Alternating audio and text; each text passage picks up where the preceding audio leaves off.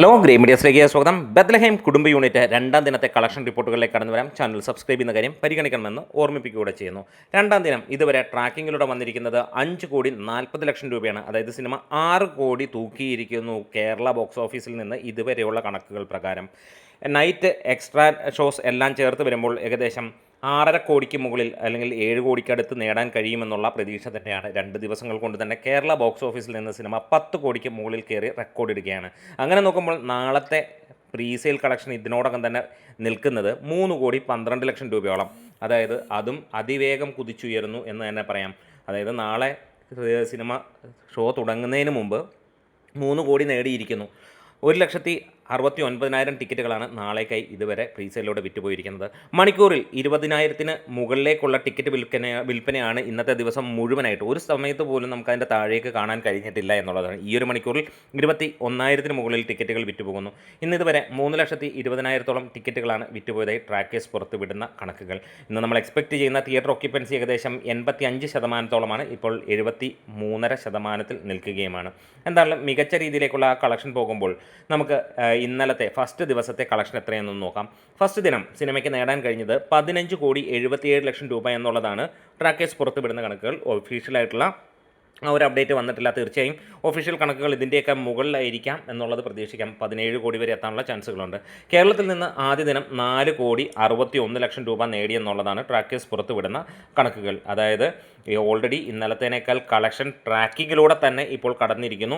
5,40,00,000 രൂപയിലേക്ക് എത്തിയിരിക്കുന്നു എന്ന് നമുക്ക് അറിയാവുന്നതാണ്. അതായത് കർണാടകത്തിൽ ഇന്നലെ 64,00,000 രൂപ നേടിയ ചിത്രത്തിന് തമിഴ്നാട്ടിൽ 24,00,000 രൂപ നേടാൻ കഴിഞ്ഞു. തെലുങ്കിൽ നിന്ന് 6,00,000 രൂപ നേടിയപ്പോൾ റെസ്റ്റ് ഓഫ് ഇന്ത്യയിൽ നിന്ന് 20,00,000 രൂപ നേടി. ഡൊമസ്റ്റിക്കിൽ നിന്ന് 5,75,00,000 രൂപയോളമാണ് സിനിമയ്ക്ക് നേടാനായത്. ഓവർസീസിൽ നിന്ന് 1 മില്യൺ കടന്ന സിനിമ അതിഗംഭീരമായി കുതിക്കുന്നു എന്ന് പറയാം. അതായത് 10 കോടിക്കോളമാണ് സിനിമയുടെ ഓവർസീസിൽ നിന്നുള്ള ആ ഒരു കളക്ഷൻ. മൊത്തം 15,77,00,000 രൂപയാണ്. 30 കോടിയോളം ബഡ്ജറ്റ് വരുന്ന ഈ ഒരു ചിത്രം 2 ദിവസങ്ങൾ കൊണ്ട് തന്നെ ആ ഒരു കണക്കിലേക്ക് എത്തുന്നു എന്ന് പറയാം. 3-ാം ദിവസം സിനിമ 50 കോടിയിലേക്ക് എത്തുമെന്നുള്ളത് ഉറപ്പാക്കപ്പെടുകയുമാണ് എന്നാണ്. ഇന്ന് നമ്മൾ എക്സ്പെക്റ്റ് ചെയ്യുന്ന വേൾഡ് വൈഡ് കളക്ഷൻ ഏകദേശം 18 കോടി തൊട്ട് 20 കോടിക്ക് അടുത്താണ്. ഒരു പക്ഷേ 23 കോടി വരെ എത്താനുള്ള ചാൻസുകളും ഉണ്ട്. എന്തായാലും ഏറ്റവും ഗംഭീരമായിട്ടുള്ള ഒരു കൊടൂര ആണ് ഈ സിനിമ തൂക്കിയിരിക്കുന്നത്. കിങ് ഓഫ് കൊത്തയായിരുന്നു ഓണം സീസണിൽ ഇതുവരെ ഉള്ളതിൽ ഏറ്റവും ഓപ്പണിംഗ് ഡേ നേടിയതെങ്കിൽ അത് മാറുന്ന കാഴ്ച നമുക്ക് ഇവിടെ കാണാൻ കഴിയുന്നു. നിവിൻ പോളിയുടെ സിനിമകൾ പ്രത്യേകിച്ച് ഹേറ്റേഴ്സ് ഇല്ലാത്തതുകൊണ്ട് നമുക്ക് എല്ലാവർക്കും അറിയാം, ഒന്ന് കത്തിക്കഴിഞ്ഞാൽ പിന്നെ അത് ആളിപ്പടരുന്ന കാഴ്ചയായിരിക്കും എന്നുള്ളത്.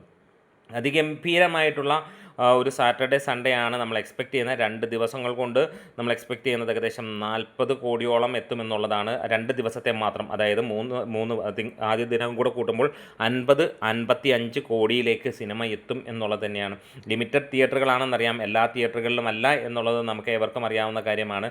എന്താണേലും ഇനി വരുന്ന ദിവസങ്ങളിൽ നമുക്ക് ഉറപ്പിക്കാൻ കഴിയുന്നു ബാക്കിയുള്ള സിനിമകളുടെ ഇപ്പോൾ റിലീസ് ചെയ്തിരിക്കുന്ന തിയേറ്ററുകൾ അങ്ങനെ മാറ്റാൻ കഴിയില്ല എന്നൊരു പ്രശ്നമുണ്ട്. എന്നിരുന്നാലും ഏറിയ പങ്ക് തിയേറ്ററുകളും ഈ ഒരു സിനിമ കൈവശപ്പെടുത്തും. അതുമാത്രമല്ല ബിഗ് സ്ക്രീനുകളിലേക്ക് ഈ സിനിമയെ ചേക്കേറ്റി മാറ്റും എന്നുള്ളതാണ്. നമുക്കറിയാം മൾട്ടിപ്ലക്സുകൾ കാര്യങ്ങളൊക്കെ വരുമ്പോൾ, മൾട്ടിപ്പിൾ തിയേറ്ററുകൾ വരുമ്പോൾ അവിടുത്തെ ചെറിയ തിയേറ്ററുകളിലേക്ക് ഖലീഫയും തുടക്കവും ഒക്കെ അങ്ങോട്ട് മാറുമ്പോൾ വലിയ സ്ക്രീനുകളിലേക്ക് ഈ സിനിമ പോകുമെന്നുള്ളത് ഉറപ്പാക്കപ്പെടുകയാണ്. അത്രത്തോളം ബുക്കിംഗ് ആണ് സിനിമയ്ക്ക് വന്നുകൊണ്ടിരിക്കുന്നത്. ബുക്ക് മൈ ഷോയിൽ തീ പടരുന്നു എന്ന് പറയാം. അമ്മാതിരി കൊടൂരമായിട്ടുള്ള ബുക്കിംഗ് തന്നെയാണ് നമുക്ക് കാണാനുമുള്ളത്.